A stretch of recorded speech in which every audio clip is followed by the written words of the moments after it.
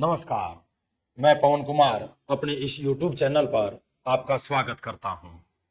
आज मैं आपके लिए साइक्लोन चक्रवात के बारे में विस्तार से बताऊंगा।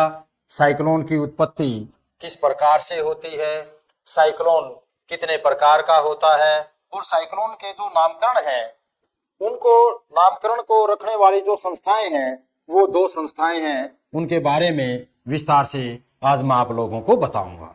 साइक्लोन, और इसलिए भी इंपॉर्टेंट है साइक्लोन क्योंकि अभी हाल ही में भारत, जो प्रायद्वीपीय भारत है, वहां पर बे ऑफ बंगाल, बंगाल की खाड़ी और अरब सागर, अरब सी, दोनों तरफ से साइक्लोनों की उत्पत्ति हुई और दोनों के नामकरण अलग अलग हैं। पेपर के पॉइंट ऑफ व्यू से वेरी इंपॉर्टेंट है साइक्लोन। साइक्लोन खबरों में चक्रवात तेज, साइक्लोन तेज। ये साइक्लोन जो तेज साइक्लोन है, इसकी उत्पत्ति अरब सागर में विकसित एक चक्रवात के रूप में हुई। जो तेज नाम दिया गया साइक्लोन का, वो किसके द्वारा दिया गया? वो भारत के द्वारा इसका नाम रखा गया। और इसकी उत्पत्ति कहां पर हुई? इसकी उत्पत्ति अरब सागर के ऊपर एक कम दाब वाले अक्षेत्र के रूप में हुई। अब कम दाब वाला अक्षेत्र, अब मैं आपको एक बात बताता हूं यहीं पर कि ये भारत का साउथ वाला पार्ट है और एक तरफ बे ऑफ बंगाल यानी कि बंगाल की खाड़ी और एक तरफ अरब सागर, अरब सी। इसको प्रायद्वीपीय भारत बोलते हैं, पेनिनसुला बोलते हैं इंग्लिश में। जो भूमि का वो भाग जो तीनों तरफ से पानी से घिरा हो उसे प्रायद्वीपीय बोलते हैं। और जो भारत का नॉर्थ वाला पार्ट, साउथ वाला जो पार्ट है, वो तीनों तरफ से जल से घिरा है, एक तरफ बे ऑफ बंगाल, एक तरफ अरब से। अब जो हमने ये कम दाब वाले अक्षेत्र के रूप में हुई जो साइक्लोन की उत्पत्ति है, वो साइक्लोन की उत्पत्ति जब यहां पर सूर्य की किरणें सीधी पड़ेंगी और सीधी पड़ेंगी तो पानी की गर्म होगा और गर्म होकर के वाष्पित होकर के ये ऊपर उठेगा। जब ये वाष्पित होकर के ऊपर उठेगा तो ये भाग खाली हो जाएगा। तो इस भाग को भरने के लिए ठंडी हवाएं अंदर की तरफ चलती हैं, यानी कि निम्न दाब की ओर चलती हैं। उच्च दाब से निम्न दाब की ओर जो पवनें चलती हैं, उन पवनों के कारण यहां पर जो स्थिति उत्पन्न होती है वो साइक्लोन की स्थिति उत्पन्न होती है। तो इसी प्रकार से जो ये दो साइक्लोन जो करंट में अक्टूबर 2023 में जो इन दो साइक्लोनों की उत्पत्ति हुई, और दोनों ही साइक्लोन, एक तो साइक्लोन ईस्ट की तरफ और एक साइक्लोन वेस्ट की तरफ, तो जो हमारा अरब सागर में विकसित था, यानी कि अरब सागर की ओर, इंडिया के वेस्ट की ओर जो उत्पत्ति हुई साइक्लोन की, उसका नाम तेज रखा गया और ये भारत के द्वारा रखा गया।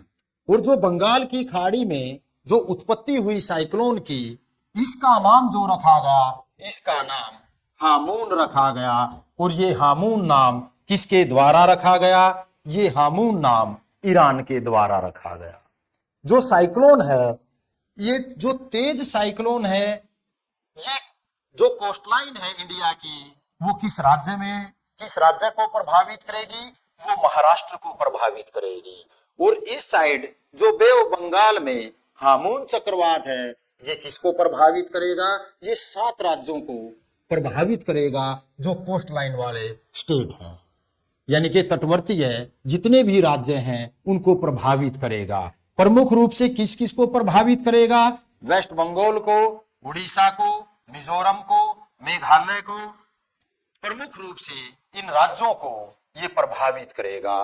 कौन सा चक्रवात, कौन सा साइक्लोन? साइक्लोन हामून। जो साइक्लोन है, जो भारत में साइक्लोनों की उत्पत्ति होती है, वो साइक्लोनों की उत्पत्ति के 2 टाइम पीरियड हैं। 2 टाइम पीरियड कैसे? मानसून आने से पहले या प्री मानसून से पहले जो चक्रवात की उत्पत्ति होगी, बंगाल की खाड़ी में उसका जो समय है वो समय अप्रैल से जून तक का है। और मानसून के बाद जो साइक्लोन या चक्रवातों की उत्पत्ति होती है वो अक्टूबर से दिसंबर की अवधि के दौरान होती है। पेपर के पॉइंट ऑफ व्यू से वेरी इंपॉर्टेंट है। फिर पूछते हैं कि साइक्लोन की जो उत्पत्ति होती है वो साइक्लोन की उत्पत्ति ये हमारी अर्थ और अर्थ को दो बराबर भागों में बांटती है। इक्वेटर, भूमध्य रेखा, भूमध्य रेखा के ऊपर वाले पार्ट को नॉर्थ और नीचे वाले पार्ट को साउथ बोलते हैं। उत्तरी गोलार्ध, दक्षिणी गोलार्ध। जो हवाएं चलती हैं, जो नॉर्थ में हवाएं चलेंगी वो एंटी क्लॉकवाइज हवाएं चलेंगी, ऊपर की तरफ हवाएं चलेंगी। और जो साउथ में, जो दक्षिणी गोलार्ध में हवाएं चलेंगी वो क्लॉकवाइज चलेंगी, यानी कि इस तरह से हवाएं चलेंगी। किस दिशा से किस दिशा की ओर चलेंगी? वो चलेंगी उच्च वायुदाब वाले अक्षेत्र से निम्न वायुदाब वाले अक्षेत्र की ओर चलेंगी, तभी साइक्लोन की स्थिति उत्पन्न होगी। जो हमारे साइक्लोन है वो साइक्लोन कितने प्रकार के साइक्लोन हैं? साइक्लोन दो प्रकार के साइक्लोन हैं। एक को बोलते हैं उष्ण कटिबंधीय चक्रवात, इसको इंग्लिश में बोलते हैं ट्रॉपिकल साइक्लोन। और दूसरा जो चक्रवात है उसको शीतोष्ण चक्रवात, इसको इंग्लिश में क्या बोलते हैं? टेम्परेट साइक्लोन बोलते हैं। अब हमारे यहां समझते हैं एक बार, ये हमारी अर्थ है। अर्थ को दो बराबर भागों में इक्वेटर बांटती है, पृथ्वी को दो बराबर हिस्सों में बांटती है। ऊपर वाले को नॉर्थ पोल यहां पर और इसको साउथ पोल। अब हमारी जो लेटीट्यूड लाइंस हैं उन लेटीट्यूड लाइंसों में 0 डिग्री से 5 डिग्री के बीच हमारी पूरी पृथ्वी का ऐसा अक्षेत्र है जहां पर साइक्लोन की उत्पत्ति नहीं होती। और पूरी पृथ्वी पर जहां पर ये बर्फ जमती है जिसको हम फ्रीजी जोन बोलते हैं, उस फ्रीजी जोन में भी साइक्लोन की उत्पत्ति नहीं होती। क्यों? क्योंकि यहां पर तो बर्फ ही जमी रहती है। बाकी सभी इलाके में पूरी पृथ्वी पर साइक्लोनों की उत्पत्ति होती है। और जो साइक्लोन की उत्पत्ति होती है, जो ट्रॉपिकल साइक्लोन है, वो ट्रॉपिकल साइक्लोन की उत्पत्ति 5 डिग्री से 30 डिग्री के बीच, पेपर के पॉइंट ऑफ व्यू से भी वेरी इंपॉर्टेंट है, क्योंकि ये डिग्री के बेस पर भी क्वेश्चन पूछा जाता है कि ट्रॉपिकल साइक्लोन की उत्पत्ति कितने से कितने डिग्री के बीच होती है? 5 डिग्री से 30 डिग्री के बीच, 5 डिग्री से 30 डिग्री के बीच साइक्लोन की उत्पत्ति होती है।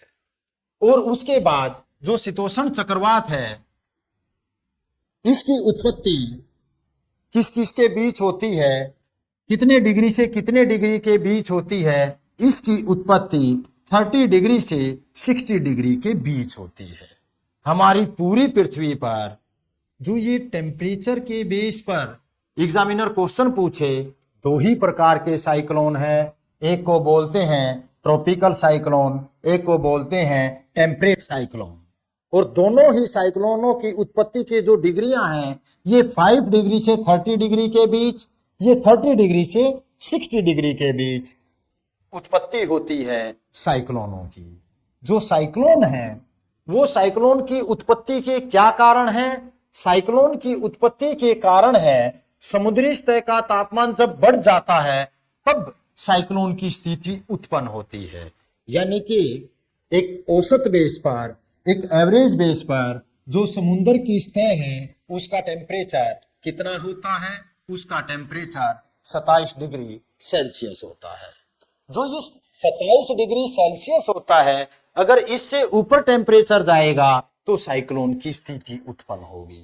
पेपर में, एग्जाम में यह भी पूछा जाता है कि जो समुद्री सतह है उसकी औसत तापमान कितना होता है? 27 डिग्री सेल्सियस उसका एवरेज बेस टेम्परेचर होता है। जब इस टेम्परेचर से ऊपर टेम्परेचर चला जाता है तब साइक्लोन की स्थिति बनती है।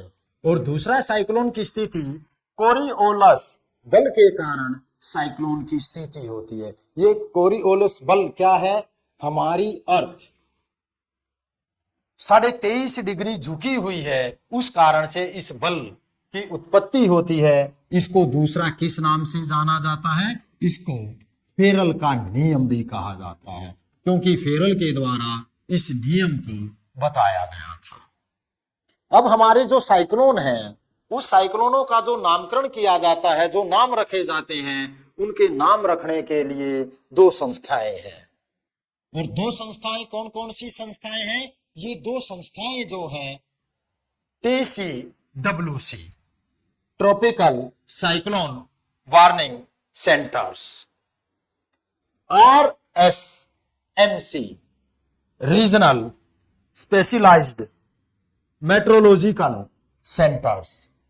भारत इन दोनों का सदस्य देश है, और जो ये नामकरण है, ये इन्हीं दोनों संस्थाओं के द्वारा चक्रवातों का, साइक्लोनों का नामकरण किया जाता है। अब जो साइक्लोन है, उनको अलग अलग नामों से अलग अलग एरिया में जाना जाता है।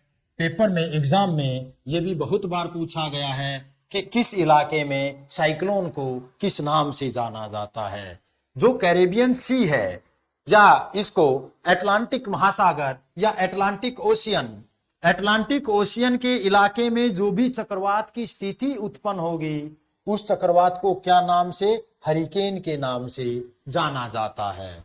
जो चाइना सी या चीन सागर में जो भी साइक्लोन की उत्पत्ति होगी, उसे टाइफून के नाम से जाना जाता है। हिंद महासागर में जो स्थिति उत्पन्न होगी, उसे किस नाम से जाना जाएगा? उसे ट्रॉपिकल साइक्लोन के नाम से जाना जाएगा। जो जापान में साइक्लोन की उत्पत्ति होगी, उसे किस नाम से? टाइफू के नाम से जाना जाएगा। नॉर्दर्न ऑस्ट्रेलिया में जो साइक्लोन की उत्पत्ति होगी, उसे किस नाम से जाना जाएगा? विली विलीज के नाम से जाना जाएगा। जो फिलीपींस में साइक्लोन की उत्पत्ति होगी, उसे बगु डैयो के नाम से जाना जाएगा। अमेरिका में, यूएसए में जो साइक्लोन की उत्पत्ति होगी, वो हरिकेन या टॉर्नेडो के नाम से जाना जाएगा।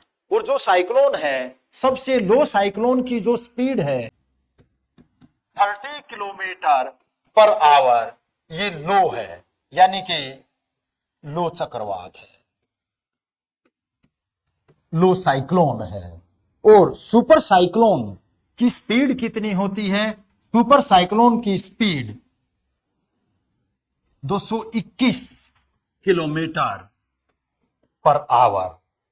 जब इतनी स्पीड से तेज हवाएं चलेंगी, वो सुपर साइक्लोन के नाम से जाना जाएगा।